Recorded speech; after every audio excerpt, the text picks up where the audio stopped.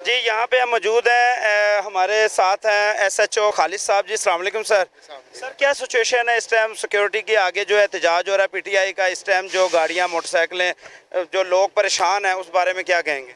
क्या कह सकते हैं, अभी वो पीटीआई वाले प्रोटेस्ट कर रहे हैं तो है पुरअमन प्रोटेस्ट, लेकिन ये रोड ब्लॉक हो गया है। वहाँ पर कुछ टायर भी जलाए गए हैं आजकल, वैसे भी हमें तो कोशिश करने दें कि ये खुलवा लें। कैसे खुलवाएंगे जब तक आगे का रास्ता नहीं खुलेगा? जो ह्यूमनली पॉसिबल है वो हम कर रहे हैं। सर, ये कैसे कर सकते हैं, यही तो मैं पूछना चाह रहा हूँ। ये हमारा प्रोफेशन है ना, जो आपका है वो कर रहे हैं आप, ये हमें खोलने दें, ट्राई करने दें। चले, बहुत शुक्रिया, अल्लाह आसानियाँ पैदा करे। एसएचओ साहब खालिद साहब यहाँ पे मौजूद हैं, कोशिश किए हुए हैं जल्द से जल्द रास्ता जो है वो यहाँ पे क्लियर हो, जितनी भी कोशिश कर सकते हैं, क्योंकि आगे से पीटीआई के कारकुन जो हैं वो रास्ते को ब्लॉक किए हुए हैं, अपना जो है वो एहतजाज रिकॉर्ड करवा रहे हैं। बकौल एसएचओ साहब के भी पुरअमन है और तकरीबन पुरअमन है जब तक कोई मसले मसाइल नहीं होते।